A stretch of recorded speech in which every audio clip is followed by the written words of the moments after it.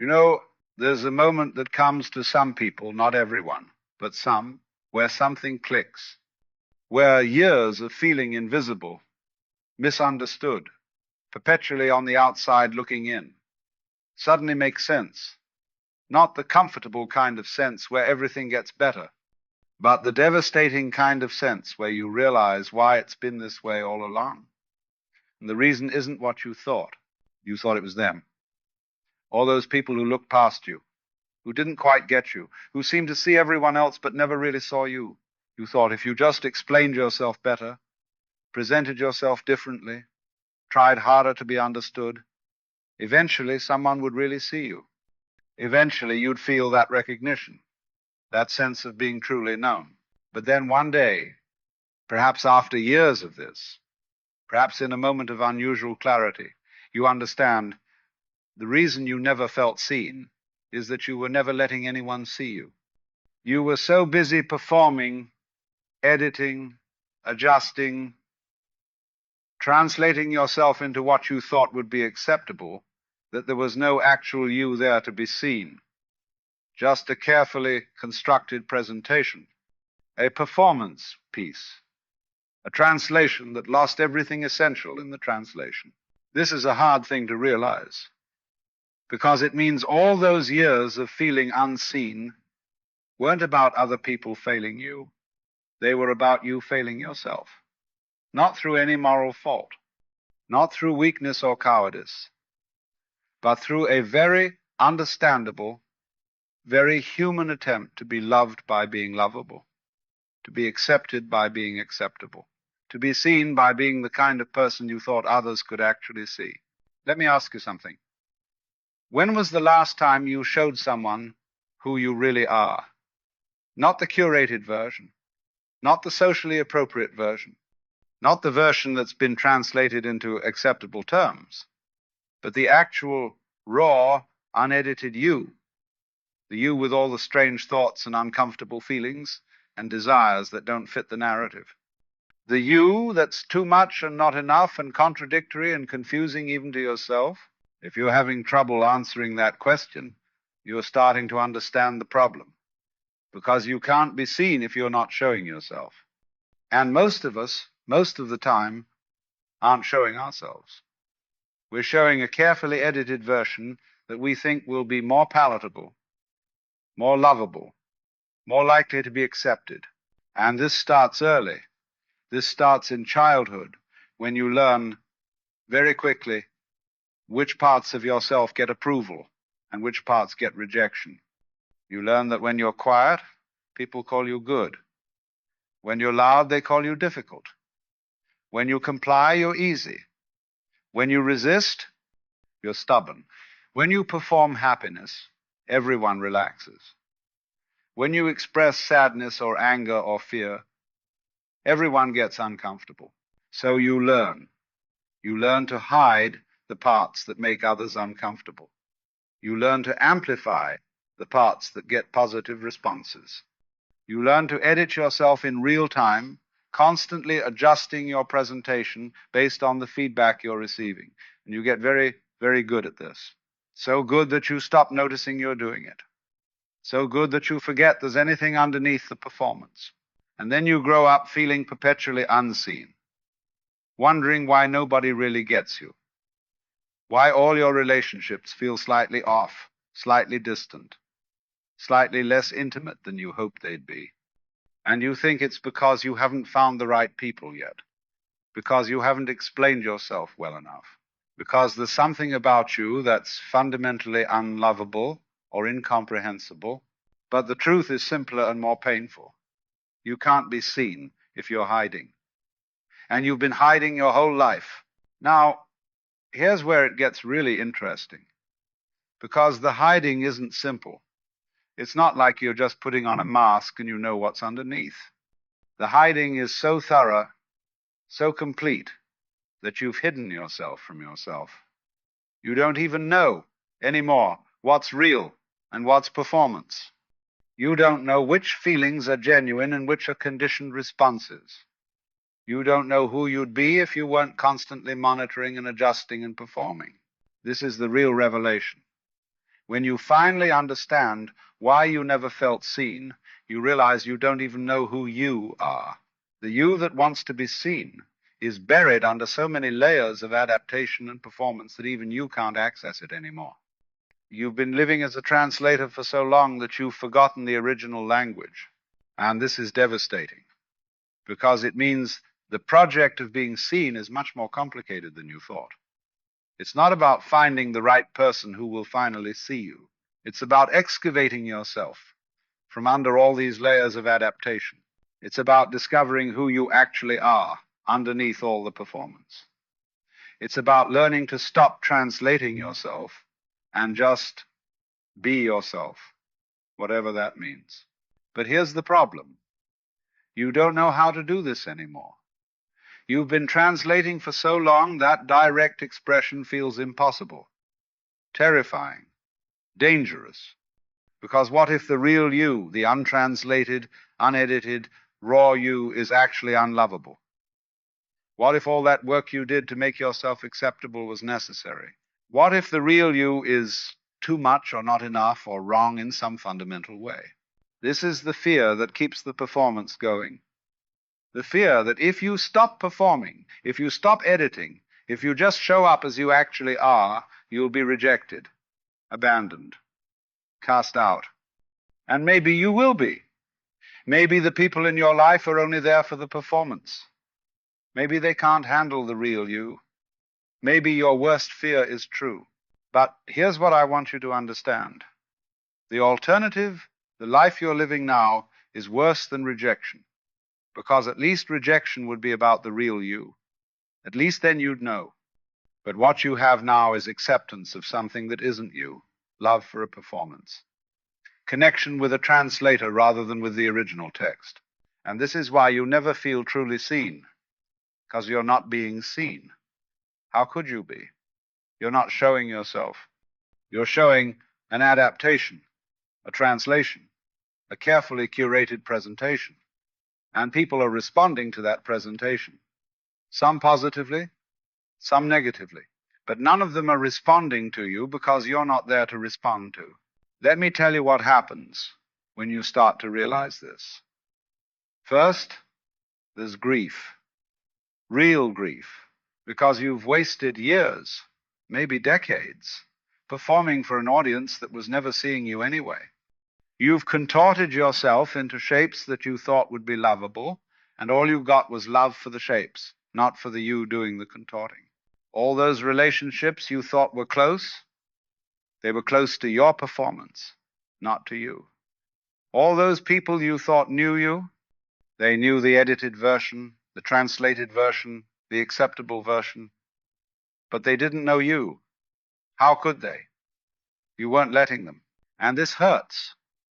It hurts to realize how alone you've been, even when surrounded by people. It hurts to realize that all that effort to be acceptable has just resulted in more hiding. It hurts to recognize that you've been complicit in your own invisibility. But after the grief, if you stay with it, if you don't run back to the old patterns, something else emerges. A kind of clarity, a kind of knowing. You start to understand that being seen isn't something you can achieve by performing better. It's something that requires the opposite of performing. It requires showing up, actually showing up as you are, without translation, without editing, without the protective layer of acceptability. And this is terrifying, because you have no idea how to do this. You've been translating yourself for so long that you don't even know what the untranslated version sounds like. You've been performing for so long that you don't know who you are when you're not performing. So you start small. Maybe you share one real thought with someone, not the thought you think they want to hear, not the thought that will make you look good, but a real thought, something true, and you watch to see what happens. Maybe they receive it, maybe they don't, maybe they're confused or uncomfortable, or they change the subject, but something important has happened. You've stopped translating for a moment. You've shown something real.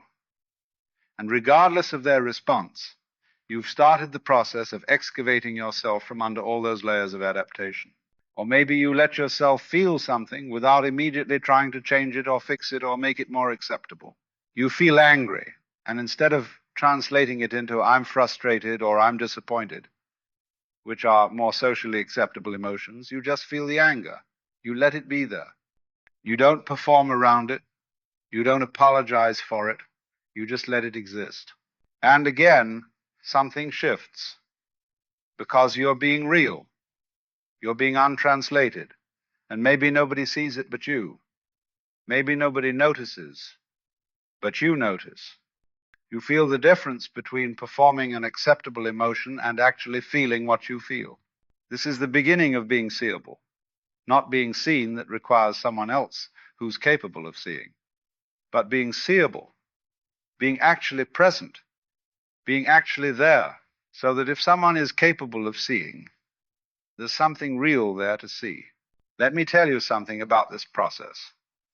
It doesn't make you more likable. If anything, it makes you less likable, at least to the people who are only comfortable with your performance. Because the real you is messier than the performed you, more contradictory, more difficult, less predictable, less easy to categorize and control. The real you doesn't always say the right thing, doesn't always respond appropriately, doesn't always meet others' expectations. The real you is complicated and sometimes off-putting, and occasionally too much or not enough, depending on who's looking. And this is why you started performing in the first place. Because the real you wasn't always acceptable, wasn't always welcomed, wasn't always safe to show. So you learned to hide, and now you're learning to unhide. And it's not pleasant, it's not comfortable, and it definitely doesn't guarantee that you'll finally be seen. In fact, here's the paradox.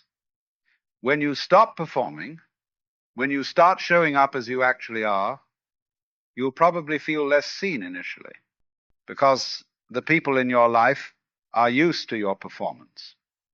They're comfortable with it. They know how to respond to it. But the real you, you're unfamiliar, strange, not what they signed up for. So they might pull away. They might express concern.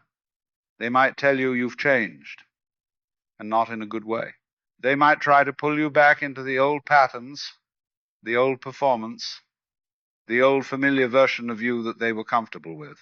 And this is the test. Do you go back to performing? Do you put the mask back on because it's easier, because it's more acceptable, because at least then you have some form of connection, even if it's not real connection? Or do you stay with the discomfort of being actually present, actually real, actually you, even if it means losing the people who were only there for the performance? There's no right answer to this. Sometimes you go back to performing. Sometimes you can't sustain the vulnerability of being real. Sometimes the loneliness of being unseen in your authenticity feels worse than the loneliness of being unseen in your performance. And that's okay. This isn't a moral test. It's just a human process of learning to be yourself in a world that often prefers performances. But here's what happens when you can sustain it, when you can stay with being real, even when it's uncomfortable, even when people don't know what to do with you. You start to attract different people. Not more people, necessarily, but different people. People who can handle realness. People who prefer the messy, complicated, contradictory truth to the smooth, predictable, comfortable lie. And when someone like that sees you, really sees you, it's completely different than anything you experienced before. Because they're not seeing your performance. They're seeing you. And their recognition, their acceptance, their love, if it comes to that, is for the actual you, not for what you've presented, not for what you've translated yourself into, but for what you actually are. And this is what you've been looking for your whole life. This is why you felt so unseen all those years. Not because people weren't looking, but because you weren't there to be looked at. You were hiding behind a performance, wondering why nobody could see through it to the real you. not realizing that seeing through it was your job, not theirs. Let me tell you about the layers. Because understanding why you never felt seen involves understanding how deep the hiding goes. There's the surface layer, the obvious performance, the way you adjust your personality in different social contexts, the way you say what you think people want to hear, the way you suppress certain reactions and amplify others. This is the layer most people are at least partially aware of. But beneath that is another layer, the layer where you've internalized the performance so thoroughly that you don't even know you're performing, where the adapted responses feel like your real responses, where the edited version feels like the genuine you. This is the layer that's harder to see because it feels true. And beneath that is another layer still, the layer of beliefs about yourself that were formed from years of adaptation. I'm too sensitive. I'm difficult. I'm too much. I'm not enough. These beliefs aren't true, they're just conclusions you drew from the fact that your real self wasn't always welcomed. But they've become so embedded that they feel like facts about who you are rather than interpretations of how others responded to you. And beneath all of that, buried under years and years of layers, is something else. Something that's not performing, not adapted, not concluded upon. Something that just is. Some core of you that's been there all along, waiting. Not patiently, it's not capable of patience, but just there, unchanged by all the adaptation, unaffected by all the performance, just being what it is. This is what needs to be seen. This is what you've been wanting someone to see all along. But you can't show it to anyone else until you've excavated it yourself, until you've dug through all those layers and found it, until you've remembered what it feels like to be that essential, you underneath all the adaptation. And this excavation is the work, not the work of being seen by others, but the work of being seeable, of being actually present, of being real enough that there's something authentic there to see. Some people do this work through therapy, some through spiritual practice, some through crisis when life strips away all the adaptive layers and you're left with just yourself, raw and exposed. Some through relationship when someone sees through your performance and calls you out on it, invites you to be real, refuses to engage with the adapted version.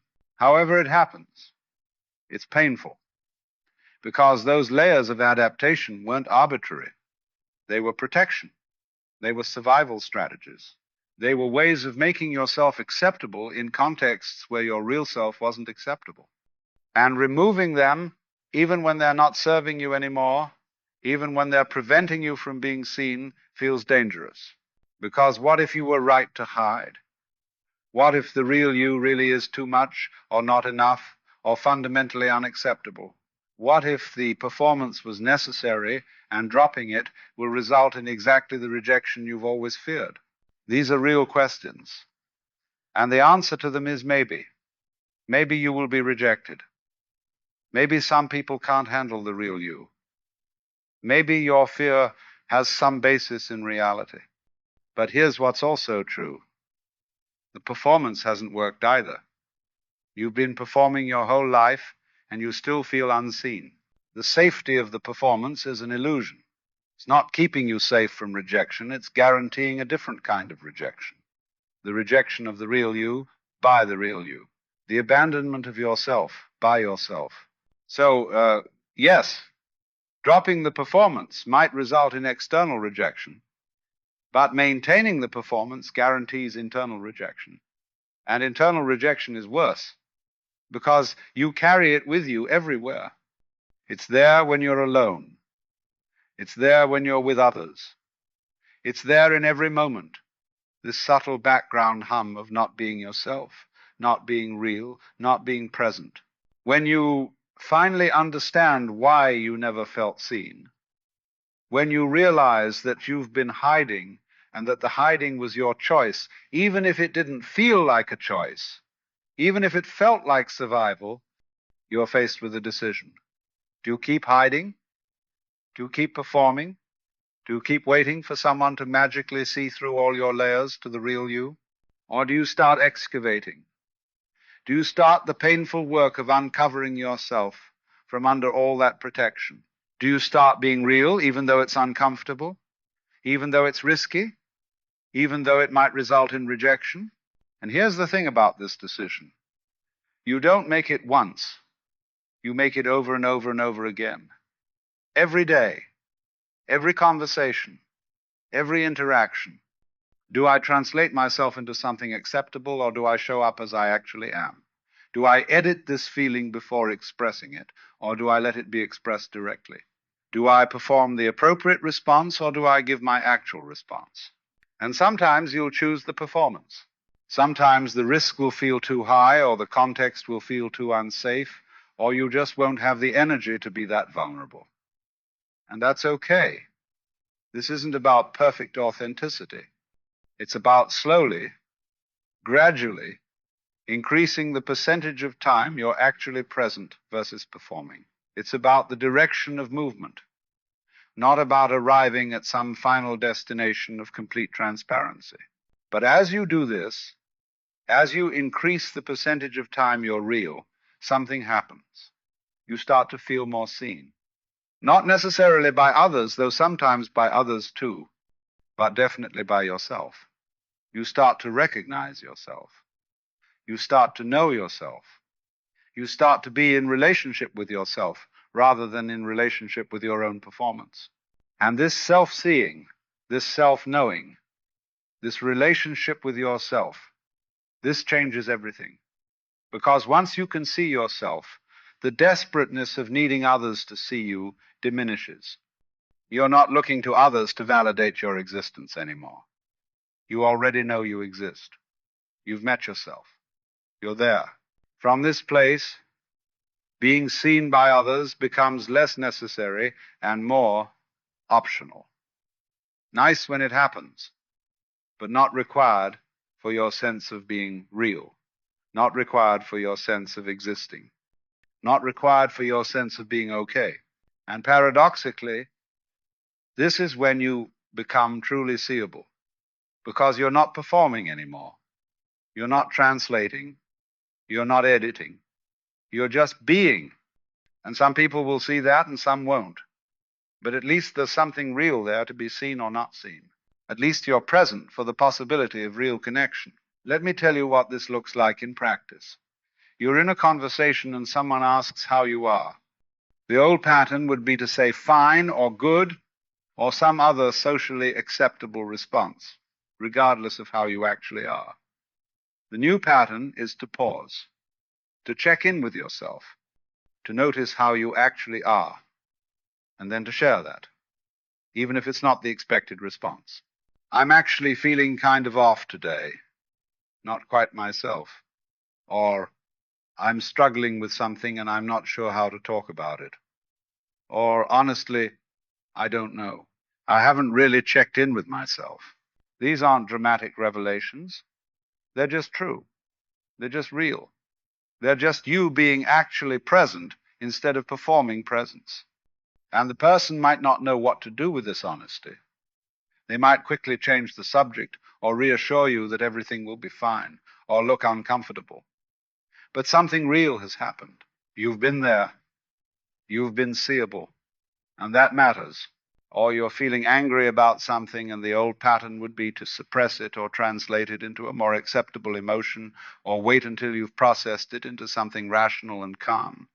The new pattern is to notice the anger, to acknowledge it, to let it inform your response, even if that makes you seem less agreeable, less easy, less acceptable.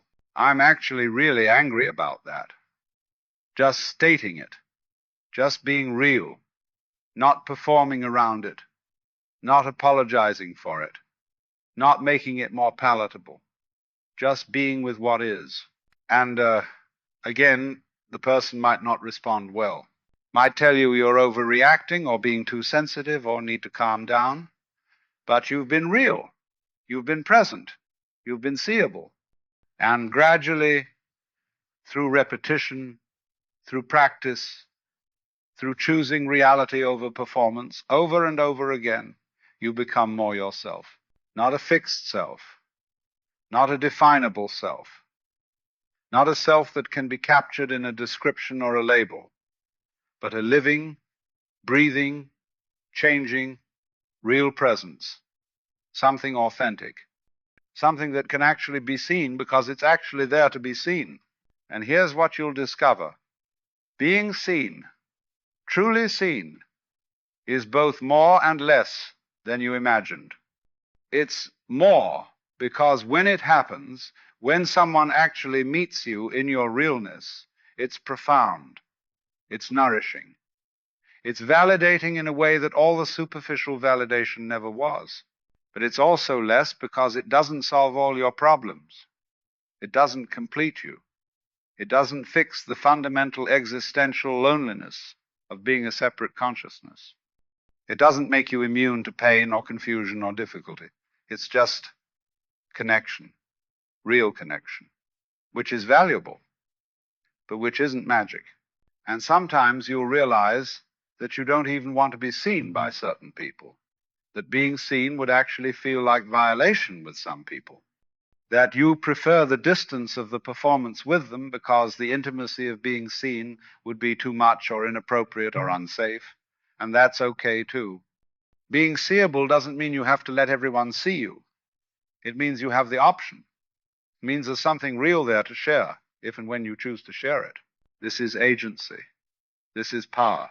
Not the power to control others' responses, but the power to be yourself, to show up, to be present, to be real, and to decide, moment by moment, who gets access to that reality and how much and when. Let me tell you about what happens in your body when you stop performing. Because this isn't just a psychological shift. It's physical. When you're constantly monitoring and adjusting and performing, there's a tension that lives in your body. You might not even notice it because it's been there so long, but it's there, in your shoulders, in your jaw, in your chest, in your belly. It's the tension of holding yourself in, of keeping certain things from being expressed, of maintaining the performance. And this tension is exhausting. It takes enormous energy to maintain, energy that you don't even realize you're spending because you've been spending it your whole life. But when you start being real, when you start letting yourself be seen, this tension begins to release. Not all at once, not completely, but gradually. You notice your shoulders dropping, your jaw unclenching, your breath deepening. There's a softening that happens in your body when you're not holding yourself so tightly. And this physical relaxation creates its own feedback loop. When your body is more relaxed, it's easier to be present. It's easier to feel what you're actually feeling. It's easier to express what's actually true. And the more you express what's true, the more your body relaxes, until gradually being real becomes your default state rather than being something you have to consciously choose. But I want to be honest with you about something. This process of becoming seeable, of excavating yourself from under all those layers of performance, it's not a straight line. It's not a steady progression from hidden to visible. It's more like waves. Sometimes you're able to be real. Sometimes you retreat back into performance. Sometimes you're somewhere in between. And there are factors that influence which way the wave is moving. When you're tired, you'll probably perform more. When you're stressed, the old protective patterns will reassert themselves. When you're in contexts that feel unsafe, you'll naturally put the armor back on. And this is okay. This is human. This is how the process actually works, not how we wish it would work. The goal isn't to never perform. The goal is to have a choice, to know when you're performing and why, to be able to drop the performance when you want to, with people who feel safe in contexts where being real is possible, to gradually expand the territory where you can be yourself and contract the territory where you have to perform. And even this isn't a final destination. because life keeps bringing new contexts, new relationships, new situations, and each one requires you to make that choice again. Perform or be real, hide or show up, translate or speak your native tongue. Let me tell you about the relationship between being seen and being safe, because they're not the same thing. You can be seen in a way that's not safe, where someone sees you and uses what they see against you, where your vulnerability becomes a weapon in their hands, where being known becomes being controlled. This is why the hiding started in the first place, because being fully seen wasn't always safe. Maybe your parents used your vulnerabilities against you. Maybe your peers mocked the parts of you that were different. Maybe partners weaponized your insecurities. Maybe the world punished you for being too much or not enough or different from what was expected. So you learned to hide, and that hiding was smart. It was protective. It kept you safe in contexts where safety wasn't guaranteed. And some of those contexts are still in your life. Some people still aren't safe to be fully seen by. Understanding why you never felt seen doesn't mean you have to become recklessly vulnerable. It doesn't mean you have to share everything with everyone. It means you need to become more discerning about who's safe to be seen by. It means you need to develop the wisdom to know when performance is protective and when it's preventing the very connection you're seeking. And this is subtle work, because the old pattern is to perform for everyone, to hide from everyone, to trust no one with your real self. But the new pattern isn't to trust everyone. It's to develop discernment, to learn to sense who can handle your realness and who can't, to honor both the desire to be seen and the need to be safe. Some people will prove themselves safe over time.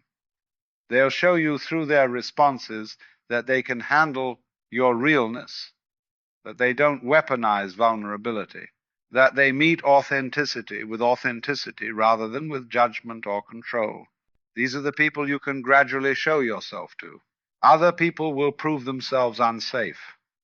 They'll show you through their responses that your realness threatens them, that they need you to perform, that they're more comfortable with the mask than with what's underneath. And with these people, you can choose to maintain more distance, more protection, more performance. This isn't being false with them. It's being wise.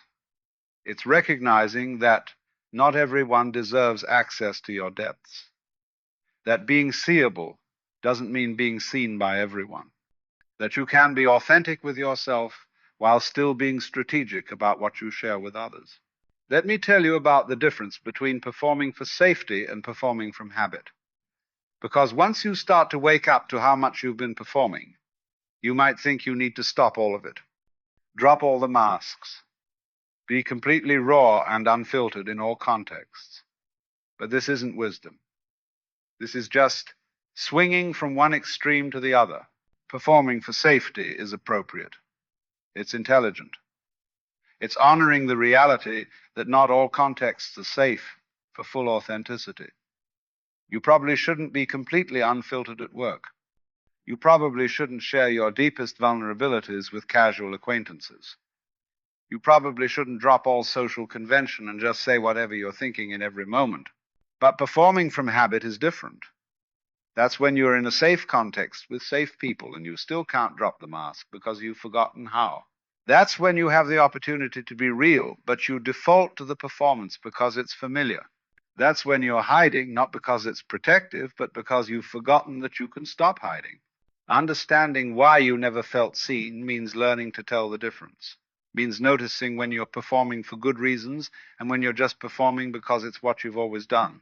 Means developing the courage to drop the mask when it's safe to do so, while maintaining the wisdom to keep it on when it's not. And this requires presence. It requires paying attention. It requires checking in with yourself in each moment and asking, is this performance necessary right now? Is it protecting me from something real? Or is it just habit? Am I hiding because I need to hide, or because I've forgotten how to show up? These are not easy questions to answer, because the habit runs deep. The pattern is old. The performance feels safe even when safety isn't actually at risk. But asking the questions, paying attention to the answers, slowly learning to differentiate between protective performance and habitual performance, this is part of the work of becoming seeable. Let me tell you about what happens to your relationships when you start being real.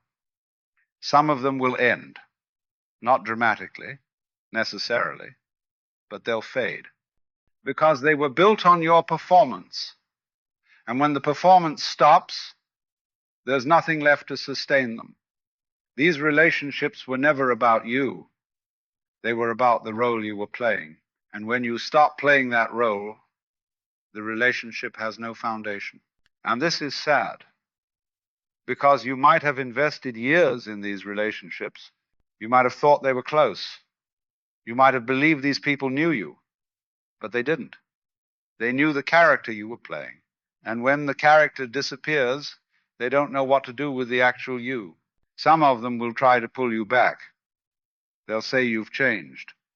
They'll express concern. They'll try to resurrect the old dynamic because it's what they're comfortable with. And you'll have to decide whether to go back to performing for them or to let the relationship evolve or end. This is one of the costs of becoming seeable. You lose relationships that were based on who you were pretending to be. And even though those relationships weren't serving you, even though they were keeping you trapped in the performance, losing them still hurts. Because human beings are wired for connection. And losing connection, even false connection, activates our deepest fears. But other relationships will deepen.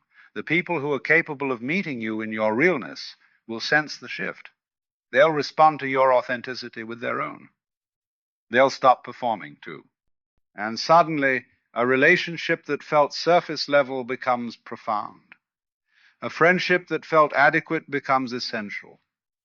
A connection that felt pleasant becomes transformative. These are the relationships that were always trying to happen but couldn't because you weren't available for them. You were too busy performing, too busy hiding, too busy translating yourself into acceptable terms. But when you stop doing that, when you show up as you actually are, these relationships can finally become what they were meant to be. And you'll discover something interesting. One deep, real relationship is worth more than a dozen superficial ones. One person who actually sees you is more nourishing than a whole crowd of people who only see your performance. Quality over quantity stops being just a phrase and becomes a lived truth. Let me tell you about the voice, because when you've been performing for a long time, when you've been translating yourself for years, you develop an inner voice that's constantly monitoring and adjusting. It's the voice that says, don't say that. That's too much. They won't understand. You need to phrase it differently.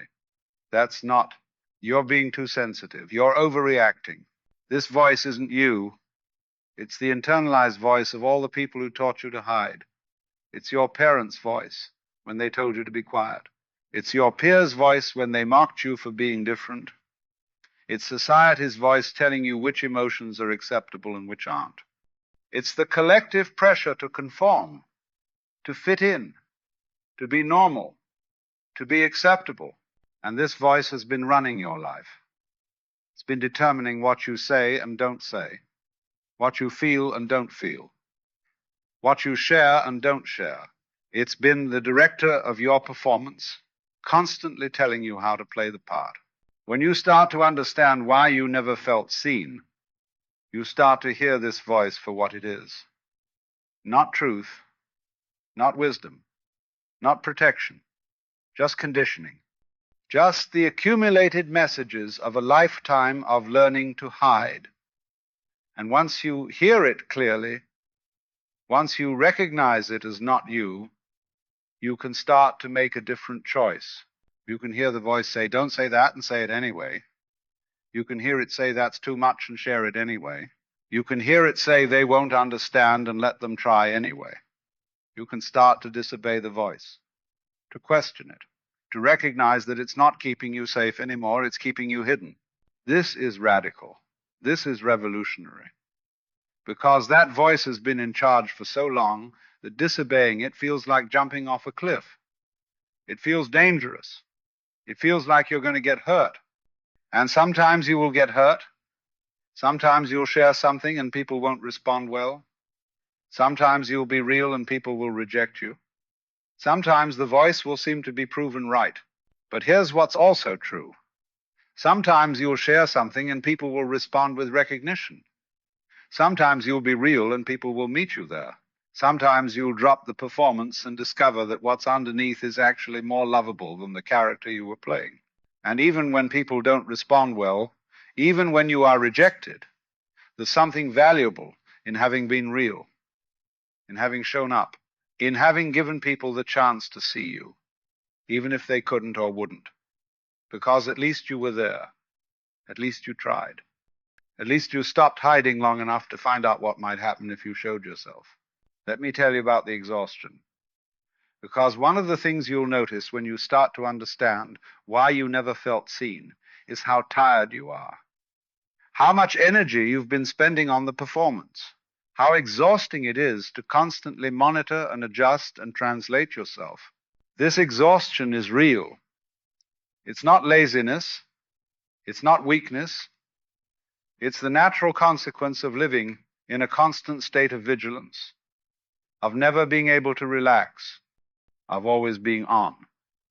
And you might have been tired for so long that you thought this was just how life feels, that everyone is this tired, that constant exhaustion is normal. But it's not. When you start to drop the performance, when you start to be more real, one of the first things you notice is that you have more energy because you're not spending it all on maintaining the mask. You're not exhausting yourself with constant translation. You're just being. And being, it turns out, takes much less energy than performing. This doesn't mean life suddenly becomes easy. You still get tired. You still have hard days. You still have legitimate reasons for exhaustion. But there's a difference between the exhaustion that comes from living your life and the exhaustion that comes from performing a life.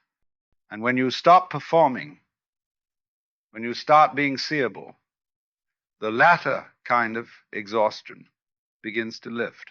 You have more energy for actual living, for actual feeling, for actual connecting, because you're not spending it all on the performance.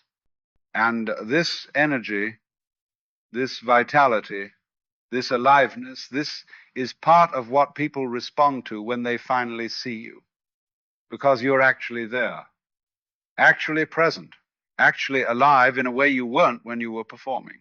Let me tell you about the grief that comes with understanding, because when you finally realize why you never felt seen, when you recognize how much of your life you've spent hiding, there's a profound sadness that comes with that recognition. You grieve for all the time you've lost, all the connections you could have had but didn't because you were too afraid to show up, all the versions of yourself that never got to be expressed because you were busy being who you thought you should be. You grieve for the child you were, who learned to hide because hiding was safer than being seen. You grieve for the teenager you were, who performed acceptability instead of being authentic. You grieve for all the years of young adulthood spent trying to be lovable instead of being yourself. You grieve for the relationships that could have been real but weren't because you weren't available for real connection. This grief is important.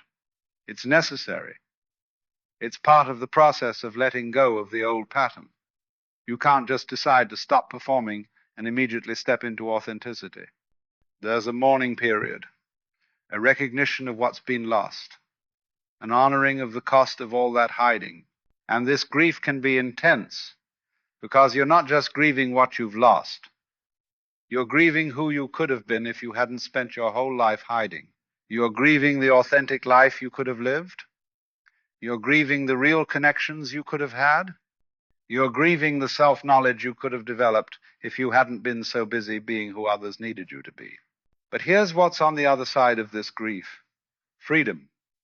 The freedom to start now, to stop hiding now, to be seeable now. You can't get back the years you've lost. You can't undo all the hiding. You can't retroactively live the authentic life you wish you'd lived. But you can start now. You can choose differently now. You can be real now. And when you make that choice, when you start excavating yourself from under all those layers of performance, when you start showing up as you actually are, something remarkable happens. You start to feel alive in a way you never have before. Not because life suddenly becomes perfect, but because you're actually here for it. You're actually present. You're actually you. Let me tell you about the moments when it works. When you take the risk of being real and someone actually sees you. When you drop the performance and instead of rejection, you find recognition. When you share something true and vulnerable and the person you're with says, "Me too," or "I see you," or just looks at you in a way that confirms they really heard you. These moments are profound. They're what you've been looking for your whole life. They're why you felt so unseen, not because these moments are impossible, but because you weren't available for them. You were too busy performing, too busy hiding, too busy translating yourself into acceptable terms. But when you stop doing that, when you risk being seen, these moments become possible. And they're worth all the risk, worth all the discomfort, worth all the grief and fear and uncertainty. Because in these moments, you experience something that all the performance could never give you: real connection, real recognition, real love for who you actually are rather than who you've been pretending to be. And these moments don't just validate you, they liberate you. Because once you've experienced being seen for who you really are, once you've tasted that kind of connection, you can never fully go back to the performance. It will always feel hollow now, always feel insufficient, always feel like settling for less than what's possible. So you keep taking the risk, keep showing up, keep being real, not because you're guaranteed that people will see you, but because being seeable is its own reward, because living authentically is its own freedom, because being yourself, regardless of whether anyone sees it or not, is the only way to be actually alive. When you finally understand why you never felt seen, when you recognize that you've been hiding and that the hiding was your choice, even if it didn't feel like a choice, even if it felt like survival, you're given an opportunity, not an easy opportunity, not a comfortable opportunity, but an opportunity nonetheless. The opportunity to stop hiding, to start showing up, to excavate yourself from under all those layers of protection and performance and adaptation, to discover who you actually are underneath all of that, to be that person, to live as that person, to let yourself be seen as that person. And maybe people will see you, maybe they won't. Maybe you'll find deep connection. Maybe you'll find rejection. Maybe you'll discover that the real you is more lovable than the performed you. Maybe you'll discover that the real you is difficult and complicated and not everyone's cup of tea. But at least you'll be there. At least you'll be real. At least you'll have stopped abandoning yourself in the hope that someone else will find you. Because nobody can find you if you're hiding. Nobody can see you if you're not there. Nobody can love the real you if the real you never shows up. This is the understanding. This is the revelation.